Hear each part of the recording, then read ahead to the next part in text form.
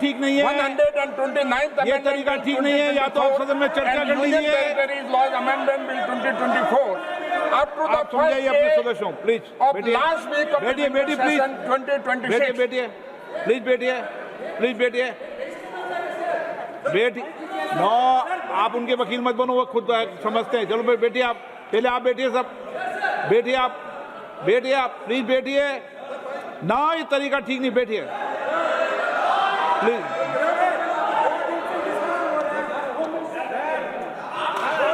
किसको आना है किसको नहीं आना आप तय नहीं करोगे, आप तय करने वाले नहीं हो। जिन माननीय सदस्यों का, जिस माननीय मंत्री जी का विधेयक है वो यहाँ पर उपस्थित है, जिससे पार्लियामेंट नहीं चलती है। No, yes sir, yes sir. देखिए, मैंने आपको पर्याप्त समय दिया। रात को 11 बजे तक सदन में चर्चा हुई, सभी माननीय सदस्यों ने अपने मत विचार किए। आप अगर आपके प्रतिपक्ष के नेता को नहीं बोलने देना चाहते हुए आपकी योजना हो तो बता दीजिए, बता दीजिए। Yes sir, please, no no please, और को लोगों को बोलने दें आप, प्लीज डिबेट शुरू करने दें, डिबेट शुरू करो। आपने जो डिबेट शुरू करो, प्लीज प्लीज। देखिए speaker sir, yes speaker sir, I wish to move that this House do extend time for the presentation of the report of the Joint Committee on the Constitution 129th Amendment Bill 2024 and the Union Territories Laws Amendment Bill 2024 up to the first day of the last week of the winter session 2026. प्रश्न है कि Shri PP Chaudhary द्वारा प्रस्तुत प्रस्ताव को स्वीकृत किया जाए। जो सदस्य प्रस्ताव के पक्ष में हाँ कहें, हाँ। जो सदस्य प्रस्ताव के पक्ष में ना कहें। मेरे विचार में निर्णय हाँ वालों के पक्ष में हुआ, हाँ वालों पक्ष में हुआ, प्रस्ताव स्वीकृत हुआ।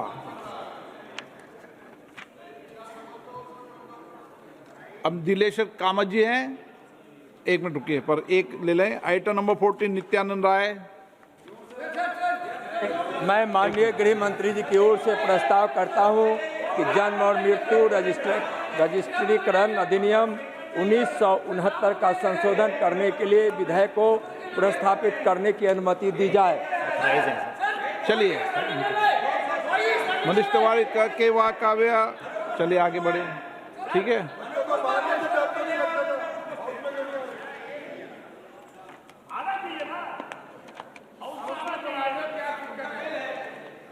लोक परीक्षा प्रश्न है कि विधेयक को प्रस्तावित करने की अनुमति प्रदान की जाए। जो सदस्य इसके पक्ष में हाँ गए, जो सदस्य विरोध में ना गए। मेरे विचार में निर्णय हाँ वालों के पक्ष में, हाँ वालों के पक्ष में अनुमति प्रदान की जाती है। माननीय मंत्री जी अब विधेयक प्रस्तावित करें। माननीय अध्यक्ष महोदय, मैं विधेयक प्रस्तावित करता हूँ। माननीय सदस्यगण, जिन्हें नियम 377 के तहत आज मामले उठाने की अनुमति दी है, वो व्यक्तिगत रूप से अनुमोदित पाठ सदन के पटल पर रख सकते हैं। आइटम नंबर 16 लोक परीक्षा अनुचित साधन निवारण संशोधन विधेयक 2026, श्री दिलेश्वर कामत।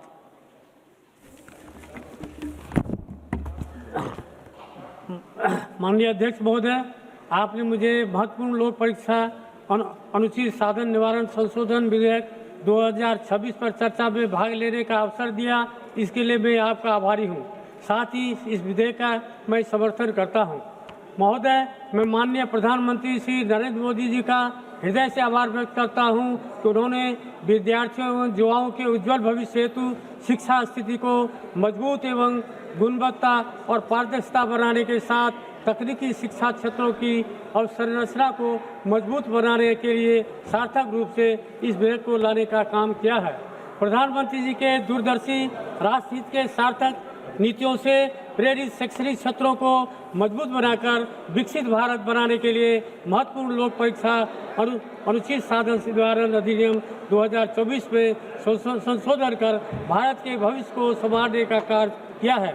इस फैसले से देश के युवाओं को एनडीए सरकार के प्रति उम्मीद और दृढ़ विश्वास जागृत हुआ है। महोदय, मैं भारत के करोड़ों विद्यार्थियों के हित में उनके बड़े बड़े सपनों को साकार करने के लिए सदन में अपना पक्ष रख रहा हूं।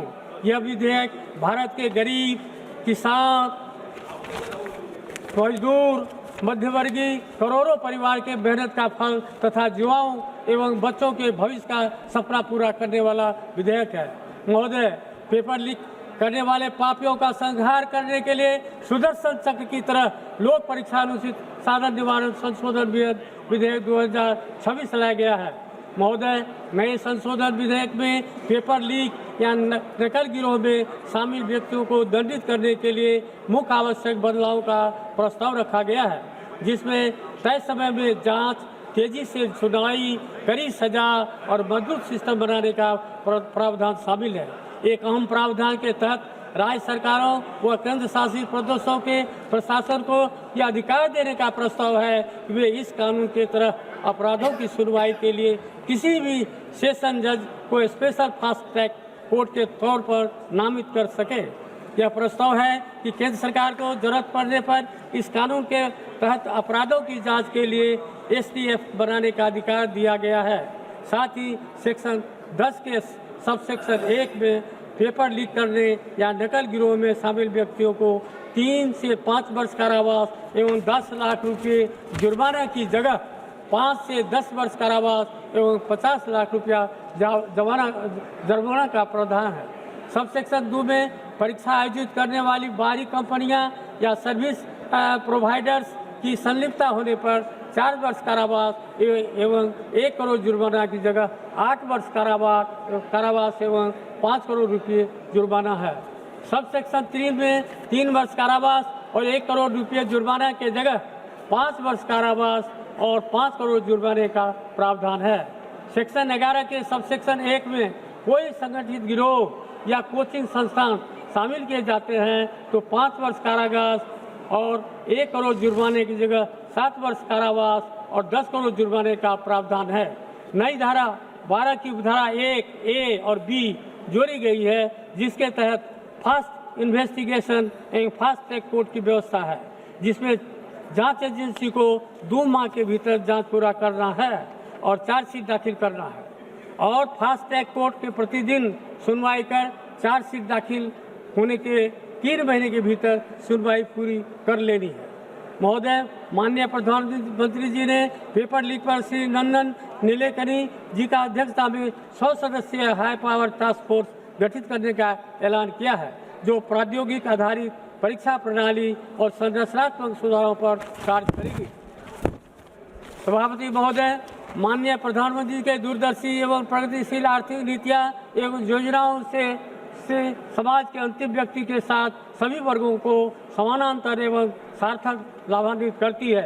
सबका साथ, सबका विकास, सबका विश्वास और सबका प्रयास के मूल मंत्र द्वारा संरचनात्मक एवं योजनाबद्ध तरीके से परिवर्तन की शुरुआत कर शिक्षा हित, युवा हित, विद्यार्थी हित, आर्थिक हित तथा लोक हित में शिक्षा, रोजगार और उद्यमिता के अधिक से अधिक